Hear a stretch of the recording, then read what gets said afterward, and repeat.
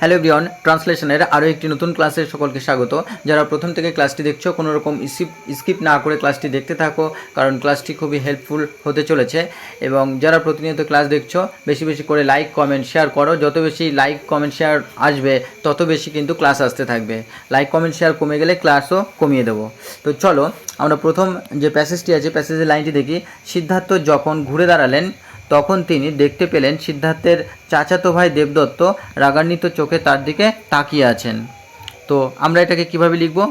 আমরা এটাকে প্রথমে তোমরা নিজেরা একটু ট্রাই করো, তারপরে এটাকে আমরা লিখব।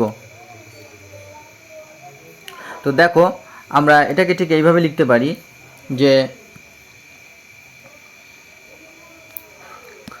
তাহলে লিখব যে যখন সিদ্ধার্থ ঘুরে দাঁড়ালেন, এই পোর্শনটি আগে লিখব। হোয়েন সিদ্ধার্থ টার্নড অ্যারাউন্ড, অর্থাৎ যখন সিদ্ধার্থ ঘুরে দাঁড়ালেন তিনি দেখতে পেলেন, হি স কি সিদ্ধার্থের চাচাতো ভাই দেবদত্তকে তিনি দেখতে পেলেন।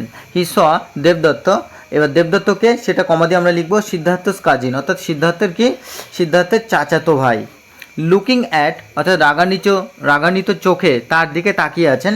তো লুকিং অ্যাট হিম, তার দিকে তাকিয়ে আছেন উইথ অ্যাংরি আইস, অর্থাৎ রাগান্বিত চোখে।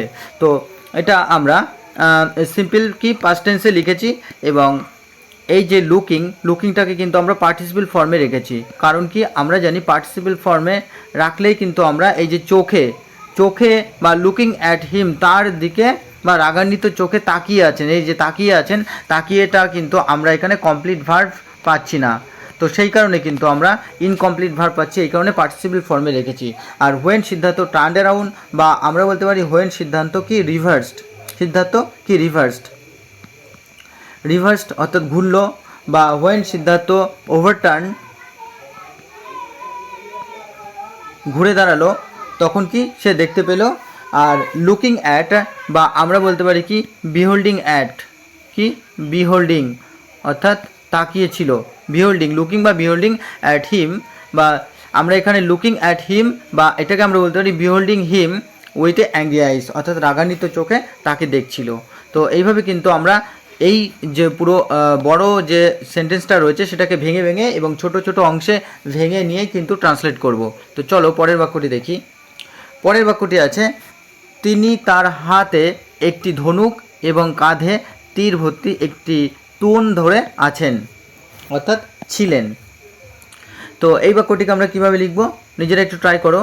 চলো এই বাক্যটিকে আমরা ঠিক এইভাবে লিখব যে তিনি তার হাতে, তাহলে কি তিনি তার হাতে একটি ধনুক এবং কাঁধে তীর ভর্তি একটি তুন ধরে ছিলেন। তাহলে আমরা প্রথমে ছিলেন অর্থাৎ এই যে ধরেছিলেন এটাকে ভার্ব করব। তো আমরা প্রথমে সাবজেক্ট লিখব তিনি, তাহলে লিখলাম হি, আর ধরেছিলেন কি হি হেল্ড অর্থাৎ ভিটু, তিনি ধরেছিলেন। হোল্ড মানে কি? হোল্ড মানে ধরা, আর হেল্ড হচ্ছে ভিটু অর্থাৎ ধরেছিলেন। এ বো একটা ধনুক, ইন হিজ হ্যান্ডস তার হাতে, অ্যান্ড এ কুইভার এবং একটি কি তুন, সেটা কি ছিল? ফুল অফ অ্যারোস, যেটা কিনা তীরে পরিপূর্ণ ছিল বা তীরে ভর্তি ছিল। ওভার হিজ শোল্ডার, তার কাঁধের উপরে ছিল। তো আমরা হেল্ডের জায়গায় আমরা এটা লিখতে পারি যে গ্রিপ্ট অর্থাৎ তিনি এটে ধরেছিলেন, বা আমরা এটাকে ক্লাস্টও লিখতে পারি, ক্লাস্ট মুঠো করে ধরেছিলেন, বা হেল্ডও বলতে পারি আমরা। তো এইভাবে কিন্তু আমরা লিখতে পারি। আর অ্যারোকে আমরা কিন্তু শ্যাফটসও বলতে পারি, শ্যাফটস, বা আমরা এটাকে সেজেসও বলতে পারি, সেজেস, বা এটাকে আমরা কুইলসও বলতে পারি। তো এই সমস্ত ওয়ার্ডগুলি তোমরা লিখে নেবে। আর আমরা কিন্তু এই সেন্টেন্সটাকে তাহলে কি আমরা এই সেন্টেন্সটাকে সিম্পল পাস্ট টেন্সেই কিন্তু লিখেছি, এবং অ্যান্ড দিয়ে কিন্তু আমরা এই দুটো পোর্শনকে যুক্ত করেছি। এবং সাবজেক্ট এখানে হি, আর ভার্ব অর্থাৎ ভিটু হলো এখানে হেল্ড, অর্থাৎ যার অর্থ হলো তিনি ধরেছিলেন। তো চলো আমরা পরের বাক্যটি লক্ষ্য করি। পরের বাক্যটি আছে, আমি রাজহাঁসটিকে মেরেছি, তাই এটি এখানে দিন, তিনি দাবি করলেন। তাহলে কে দাবি করলেন? দেবদত্ত কিন্তু এখানে দাবি করলেন। তাহলে কি এই সেন্টেন্সটা আমরা ঠিক এইভাবে লিখব। তাহলে মেরেছি বলতে কি এখানে মেরেছিলেন সেটাকে বোঝাচ্ছে। তাহলে আই কিল্ড দ্য সোয়ান, আমি রাজহাঁসটিকে মেরেছিলাম। তাহলে সাবজেক্ট হচ্ছে আই, কিল্ড হচ্ছে ভিটু অর্থাৎ কিলের ভিটু হচ্ছে killed. I killed the swan, আমি রাজহাঁসটিকে মেরেছিলাম।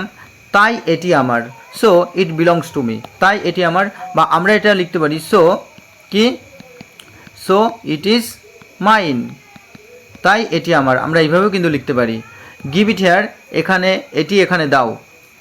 হি ডিমান্ডেড, সে এটিকে চাইলেন। তো এই সমস্ত ছোট ছোট যে বাক্যগুলিকে যুক্ত করা হয়েছে একটি বড় বাক্যের মাধ্যমে, তো সেই সমস্ত ছোট ছোট বাক্যগুলিকে কিন্তু আমরা ভেঙে ভেঙে দেখালাম। আর এখানে কিল্ড, কিল্ড মানে হত্যা করেছিলেন, বা এটাকে আমরা স্লাউটার্ডও বলতে পারি, স্লাউটার্ড হত্যা করেছিলেন, বা আমরা পিপ্টও বলতে পারি, পিপ্ট, বা আমরা এটাকে কি জ্যাবডও বলতে পারি, জ্যাবড হত্যা করা। তো এই সমস্ত ওয়ার্ডগুলি তোমরা লিখে নেবে। আর ইট বিলংস টু মি এর জায়গায় আমি বলেছি যে সো ইট ইজ মাইনও, সুতরাং এটা আমার, এরকমও কিন্তু আমরা বলতে পারি। আর ডিমান্ডেড অর্থাৎ যেটা চাওয়া, তিনি দাবি করলেন, তো সেটাকে আমরা ক্লেমডও বলতে পারি, তিনি দাবি করলেন, বা কি ওয়ান্টেডও বলতে পারি, চেয়েছিলেন। সুতরাং এইভাবেও কিন্তু আমরা লিখতে পারি, তোমরা লিখে নেবে। তো চলো আমরা পরের বাক্যটি লক্ষ্য করি। পরের বাক্যটি, না সিদ্ধার্থ উত্তর দিলেন, সিদ্ধার্থ উত্তর দিলেন না। তো খুবই ইজি আছে, চলো দেখি আমরা লিখব। তো এটা আমরা সিম্পল পাস্ট টেন্সে লিখব কি, নো সিদ্ধার্থ অ্যান্সার্ড, অর্থাৎ সিদ্ধার্থ উত্তর দিল না, তিনি এটা দেবেন না, বা নো সিদ্ধার্থ অ্যান্সার্ড, সিদ্ধার্থ উত্তর দিল, বা সিদ্ধার্থ কি রিপ্লাইড, সিদ্ধার্থ উত্তর দিল। তাহলে এই সমগ্র প্যাসেজটি কিন্তু আমরা এইভাবে ওয়ান বাই ওয়ান খুব সুন্দরভাবে ট্রান্সলেট করে নিলাম। তো যারা নতুন সাবস্ক্রাইবার তারা অবশ্যই চ্যানেলটিকে ভালোভাবে তোমরা দেখতে থাকো, কারণ অনেক ভিডিওই আমি ইতিমধ্যে দিয়ে দিয়েছি এবং প্রতিটাই খুবই ইম্পর্ট্যান্ট পিএসসি ক্লার্কশিপ বা পিএসসি মিসলেনিয়াসের জন্য।